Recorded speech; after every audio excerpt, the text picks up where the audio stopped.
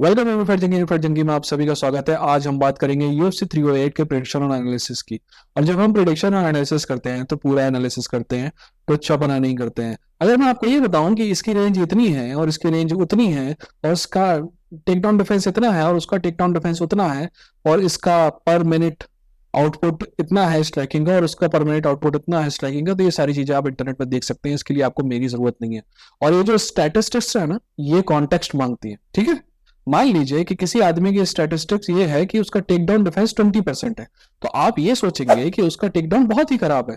पर अगर मैं आपको कहूं कि उसकी फाइट जो है सिर्फ मिराब दविशविली से हुई है आज तक, तो आप कहेंगे यार मिराब तो सभी को टेक डाउन करता है, तो ये तब बुरा टेक डाउन डिफेंस नहीं है, ठीक है ना। तो हर जो स्टैटिस्टिक्स होती है वो एक कॉन्टेक्स्ट मांगती है, जो कोई हर कोई देता नहीं है। दूसरी बात, एक और एग्जाम्पल देता हूं मैं आपको। अगर मैं आपको कहूं कि उमर नगमामेडोव का जो टेक डाउन डिफेंस है वो 100% है, तो आप कहेंगे कि उमर नगमामेडोव का डिफेंस तो बहुत शानदार है। और आपको ये समझना होगा कि उमर नगमामेडोव को आज तक बहुत कम लोगों ने टेक डाउन करने की कोशिश की है, ठीक है ना। तो कॉन्टेक्स्ट है, और बिना कॉन्टेक्स्ट के अगर कोई बातें कर रहा है तो बेवकूफी वाली बातें कर रहा है। और अगर ये सब आपको देखना है तो बहुत सारे चैनल है जो दिखाते हैं कि इसकी रीच इतनी है, इसकी रीच इतनी है, इसका टेक डाउन डिफेंस इतना है, इसका टेक डाउन डिफेंस उतना है, इसका पर मिनट आउटपुट इतना है, पर मिनट आउटपुट इतना है, इसकी इतनी फाइट जीता है, इतनी फाइट हारा है। ये सब तो आपको इंटरनेट में मौजूद है, तो आप इस चैनल में क्यों आए? और अगर आ गए हैं तो मैं आपको बता दूं कि आप जिस चैनल में आए हैं वो कॉमेडी स्पोर्ट का शर्तिया बेहतरीन चैनल है, ठीक है ना। अगर किसी को शक है तो मैं डिबेट करने के लिए तैयार हूँ, और राइटिंग में नहीं, एक्चुअल डिबेट कैमरे पे या फिर रिकॉर्डिंग में, ठीक। ओके दोस्त, अब आगे बढ़ते हैं। और सबसे पहले बात करते हैं उस चीज के बारे में जो मेरे को नहीं बोलनी चाहिए पर मैं वो बोल रहा हूँ। सबसे पहले तो आप टाइम नोट कर लीजिए। टाइम जो है 11:30 है शनिवार के दिन, यानी कि शायद 26 तारीख होगी उस दिन। 11:30 शनिवार को, छब्बीस तारीख को 11:30 रात को दिखाई देगा। अगर आप चाहेंगे, अगर आपको लगता है कि मेरे को वॉच अलाउंग करना चाहिए तो मैं करूंगा। कमेंट सेक्शन में लिखिए वॉच अलाउंग, राइट। अगर 15, 20, 25, 30 लोग देखेंगे, यार मैं आऊंगा तभी ना जब कोई लोग देखेंगे। अगर आप लोग आते हैं तो मैं जरूर वॉच अलाउंग करूंगा, है ना। एक बात जो मेरे को सबसे पहली बात कहनी है, सबसे पहले 3 फाइट के बारे में बात करना चाहता था मैं, पर 3 में से जो तीसरी फाइट है वो है फाइट अनकलेव वर्सेस अलेक्जेंडर रैकेज की। पर मैंने यार सच बताऊं इस बारे में होमवर्क नहीं किया, इसलिए मैं आपको कुछ भी बताऊंगा ना तो उसका कोई मतलब नहीं है। मेरा मानना है कि दुनिया में की गई जो बैटिंग है, सट्टा जो है, वो अगर होमवर्क के साथ किया जाता है तो वो बिजनेस है। और अगर आप कोई बिजनेस कर रहे हैं बिना होमवर्क के कर रहे हैं तो वो प्योर सट्टा है। ठीक वैसे ही अगर मैं बिना रिसर्च के अपना ओपिनियन बताऊंगा, मेरा ओपिनियन सिर्फ बस ये है कि अनकलेव की फाइट जीतनी चाहिए। बट हाँ, रैकेज के चांसेस हैं, बट थोड़े बहुत हैं। तो मैं इसके आगे इसको आप नहीं बोलूंगा, क्योंकि आप जो भी बोलूंगा वो प्योर बकवास होगा। तो हम को मेन इवेंट पे चलते हैं और वहां से अपना एनालिसिस शुरू करते हैं। सबसे पहली फाइट जिसके बारे में हम बात करने जा रहे हैं वो है Robert Whittaker versus Khamzat Chimaev की फाइट। दोस्त मैं इस फाइट के लिए एक्साइटेड। मेरा मानना है कि to be honest main event जितनी एक्साइटिंग फाइट है, और इंपॉर्टेंट बात यह है कि ये 5 राउंड फाइट है। देखिए, मैं सबसे पहले आपको बता दूं, सच ये बता दूं कि मेरा मानना है कि रॉबर्ट विटेकर को ये फाइट एक्सेप्ट नहीं करनी थी। रॉबर्ट विटेकर मेरे हिसाब से ऑलरेडी नंबर 1 कंटेंडर बन गया था, क्योंकि नंबर 1 जो रॉबर्ट विटेकर के आगे जो कंटेंडर है उसका नाम है शॉन स्ट्रिकलैंड, जो ऑलरेडी फाइट करने वाला है टाइटल के लिए, और दूसरा इजराइल अदेसानिया, तो वो तो अभी आ रहा है, तो उसको दोबारा टाइटल शॉट मिलना नहीं था। तो कंटेंडर कौन था next? Robert Whittaker. Robert Whittaker अगर 6 महीने इंतजार करता तो उसको टाइटल शॉट मिलता ही मिलता, बट फिर वो फाइट कर रहा है, ये मेरे को बहुत रिस्की काम लगता है। क्योंकि रॉबर्ट विटेकर अगर गलती से वो फाइट हारता है तो उसी जगह पहुंच जाएगा जहां वो डीटीपी से हार के पहुंचा था, है ना। Then again he have to mount another challenge, insurgent campaign चलाना पड़ेगा, 2-3 फाइट फिर से जीतनी पड़ेगी। तो ये बहुत फाइट रिस्की इसलिए है क्योंकि आमिर Chimaev can defeat Robert Whittaker, there is no doubt about it, but Robert Whittaker can also defeat Hamza Chimaev. There is no doubt about it, and that's what make this fight better than anything else. Another thing that, sorry, एक और बात जो बहुत ज्यादा important है वो ये है कि ये 5 राउंड की फाइट है। इस राउंड में हमें पता चलेगा कि एक्चुअली हमजा चिमाएव चैंपियनशिप मटेरियल है कि नहीं है। यार मैं कई लोगों से, जो कई दिनों से चैनल देख रहे हैं, कई दिनों से मेरे कमेंट आ रहा है कि भाई हमजा चिमाएव के बारे में बात करो। मैंने हमजा चिमाएव के बारे में पहले बहुत बात की है दोस्त। मैंने हमजा चिमाएव की मेरी कहानी एपिसोड भी बनाया, आप जाके देख सकते हैं। देखिए, हमजा चिमाएव के बारे में मेरा ओपिनियन बहुत सिंपल सा है। मेरा मानना है कि हमजा चिमाएव एक होप स्टार की तरह था, जो दुनिया का सबसे चमकीला तारा बन सकता था, है ना। एक सेकंड, छींक आ रही है तो मैं रोक रहा हूँ, सॉरी। तो मैं कहा था, हमजा चिमाएव उस फाइटर की तरह था, होप स्टार की तरह था, जो एक आउटस्टैंडिंग सितारा बन सकता था, जो जिसमें सबसे ज्यादा प्रकाश होता, सबसे ज्यादा लाइट देने वाला, सबसे ज्यादा डेंजरस, सबसे ज्यादा सबसे बड़ा स्टार यूएफसी का बन सकता था। बट मेरे हिसाब से हमजा चिमाएव को शुरू से ही मिसमैनेज किया गया। हमजा चिमाएव को जो शुरुआती सफलता मिली, उसके बाद से उसमें एक हल्का सा एक गुरु टाइप का आया, और जिसको कम करने की जगह उसकी टीम ने बढ़ावा दिया, और उस वजह से इस लड़के का पूरा कैरियर जो है अब इस जगह पे है कि अगर वो ये फाइट हारता है ना, तो लोग उसको भूलना चालू कर दें, क्योंकि लोगों को ना ऑलरेडी उसकी ये काबिलियत पर शक होना चालू हो गया है। लोगों का मानना है, मेरा मानना है कि गिलबर्ट बर्न्स जो है वो फाइट जीता था। मेरा मानना है कि अगर उस्मान अली फाइट में 2 राउंड और होते तो उस्मान तो हमजा जमाया उसमें भी हारता, बट ये दोनों विन जो है वो मजाक नहीं है। इसलिए मेरा मानना है कि इस फाइट में भी हमजा जमाया उस जगह पे खड़ा हुआ है जहां से वो फाइट जीत सकता है, पर क्या जीतेगा नहीं जीतेगा इसी के लिए हम एनालिसिस कर रहे हैं। चलो अब इस फाइट की बात कर लेते हैं। सबसे पहली बात जिसमें हमें बात करनी पड़ेगी वो है स्ट्राइकिंग। स्ट्राइकिंग में there is no match. Striking में मेरा मानना है कि रॉबर्ट व्हिटेकर टॉप 4 फाइटर है, न सिर्फ इस डिवीजन में बल्कि पूरे यूएफसी में। तो एज कहाँ है हमजद को? हमजद को एज है रेसलिंग में। Oh boy, हमजद is very very very very very dangerous in striking, ठीक है ना। तो क्या हम ये माने कि रॉबर्ट व्हिटेकर ने पहले हमजद जैसे फाइटर से फाइट नहीं किया है? एक्चुअली अगर प्योर रेसलिंग की बात करें तो हमजद चिमाएव ने रॉबर्ट व्हिटेकर ने फाइट किया है योएल रोमेरो से, जो कि ओलंपिक चैंपियन है ना।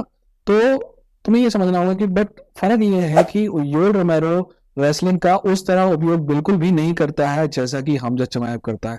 हमजद चिमाएव की रेसलिंग रिलेंटलेस है, और रिलेंटलेस। बड़ी प्रॉब्लम भी है हमजद चिमाएव के साथ। हमने देखा है कि राउंड 2 के खत्म होते तक, राउंड 3 के शुरू होते तक हमने हमजद को थकता हुआ पाया है। एक फाइट में नहीं, 2 फाइट में नहीं, हर किसी फाइट में जो तीसरे राउंड तक वो पहुंचता है, ठीक है।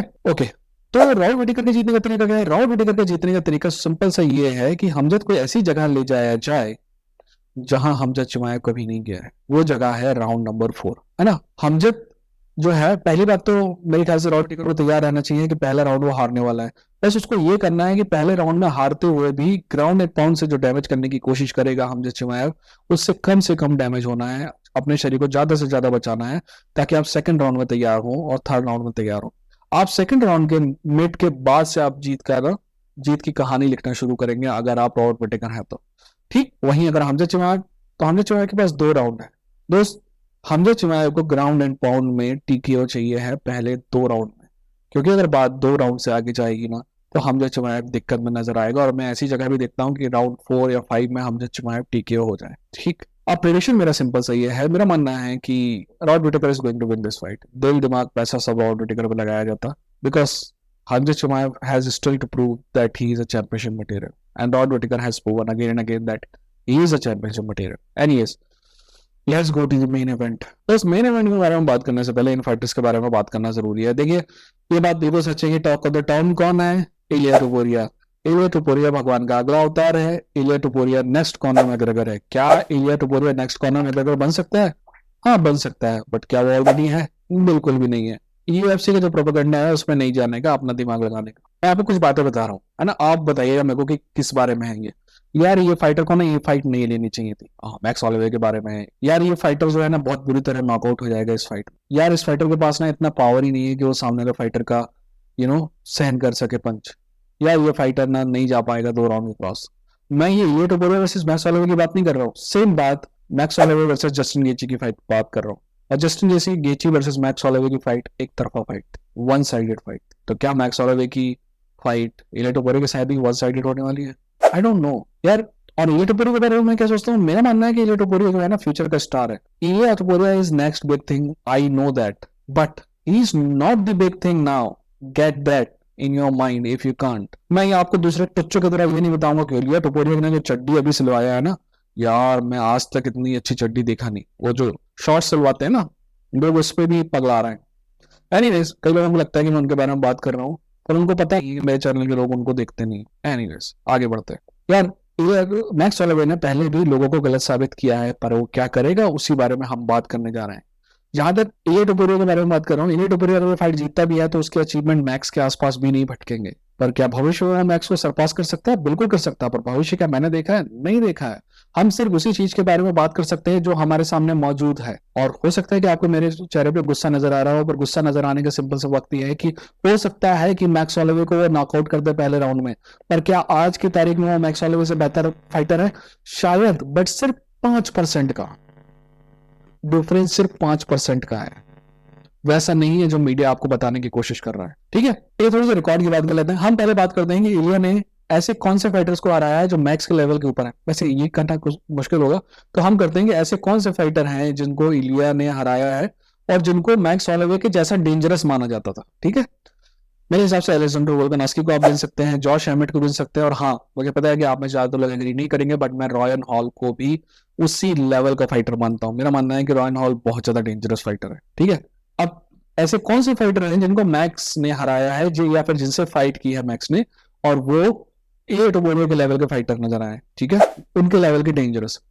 जस्टिन गेची, जिसको मैक्स ने हराया है, वो अलेक्जेंडर वोल्कानस्की, जिसको मेरे को लगता है कि पहली मतलब मैक्स हॉलोवे पहली फाइट टीएल हारा है, दूसरी फाइट जीता है, तीसरी फाइट बहुत बुरी तरह हारा है। फ्रैंकी एडवर्ड, मैक्स ने मैक्स जीता है। डस्टिन पोरिये से मैक्स हारा था, बट क्लोज फाइट थी, 2 राउंड मैक्स जीता था, 3 राउंड डस्टिन पोरिये जीता था। ब्रायन ऑर्टेगा बहुत डेंजरस है ग्राउंड में, पर मैच जीता था, ठीक है ना।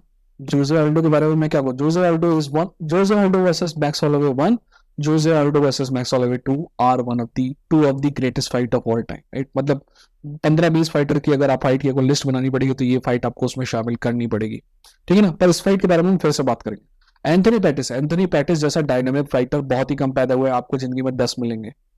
और चार्ल्स ओलिवेरा के बारे में मैं क्या कहूँ, है ना। तो इन लेवल पे फाइटर को हराया है, पर ऊपर देख के ऐसा लगता है, तो अचीवमेंट के बारे में कोई डाउट नहीं है, मैक्स जो है हेड एंड शोल्डर अबव है इलिया टोपुरे के।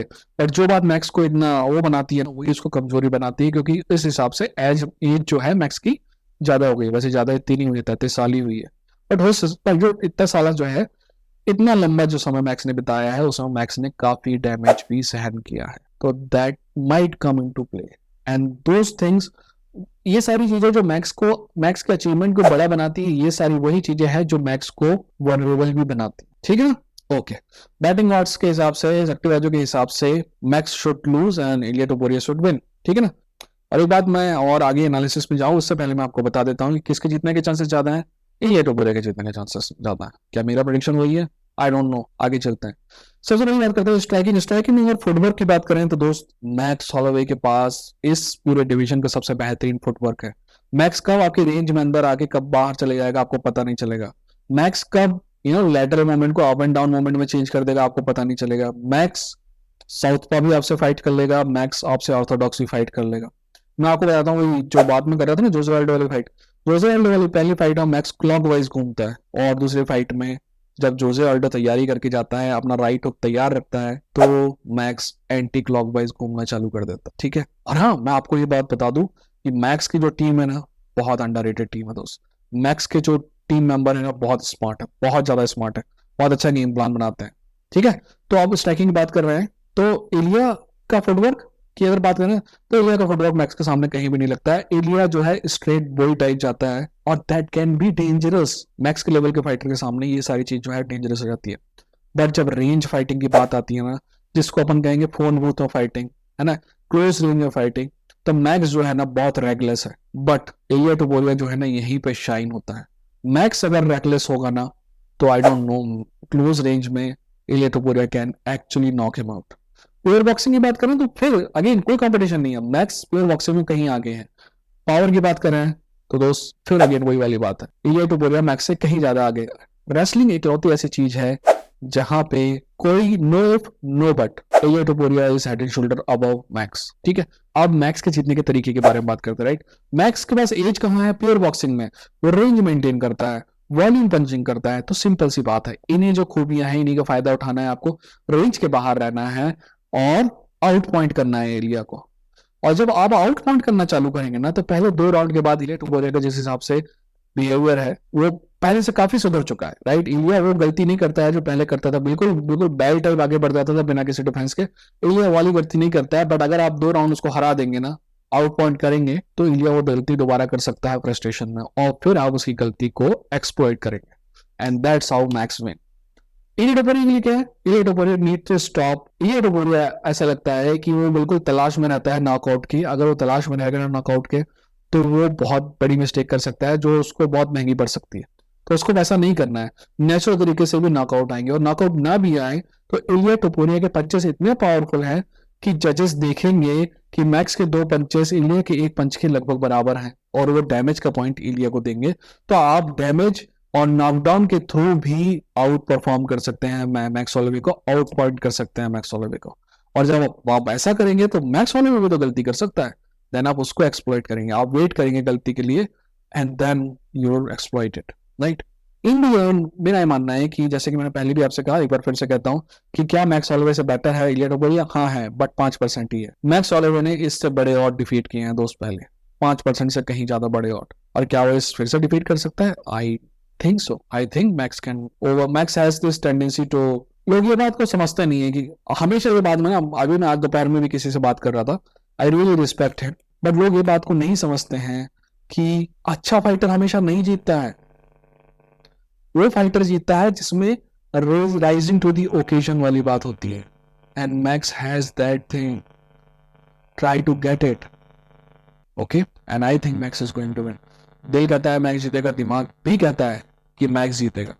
वैसे कल तक दिमाग कह रहा था कि ये लिया जीतेगा, बट आज कह रहा है कि मैक्स जीतेगा। ऐसा होता तो मैक्स पे लगाया जाता। आप बताइए कि आपका क्या हुआ है? मेरा मानना है कि आपको प्रेडिक्शन जो है ना उसको इग्नोर कर देना चाहिए, सिर्फ एनालिसिस को ध्यान रखना चाहिए। एनालिसिस का उपयोग क्या है? देखिए, एनालिसिस जो है, मैं आपको इतनी जानकारी देना चाहता हूँ कि जब आप फाइट देखें ना तो आपको उस टाइप से मजा आए। आप समझ रहे मैं क्या कहना चाह रहा हूँ? ठीक है। और प्रेडिक्शन ना प्योर बकवास चीज होती है दोस्त। यहाँ पे कागज के दो टुकड़े लड़ाई नहीं करते हैं कि इसकी रेंज इतनी है, उसकी रेंज इतनी है, ये चूतिया पर। हर फाइटर अपने आप में एक इंसान है और हर फाइटर आपको गलत साबित कर सकता है, इसलिए prediction not that important. But अगर मैं प्रेडिक्शन नहीं करूंगा तो कोई वीडियो नहीं देखे, ठीक? तो अपना ख्याल रखिए, अपनों का ख्याल रखिए। ये थे प्रेडिक्शन की, लड़ेंगे, जीतेंगे। और हाँ, नीचे मेरे व्हाट्सएप ग्रुप का लिंक होगा, वो ज्वाइन करिए।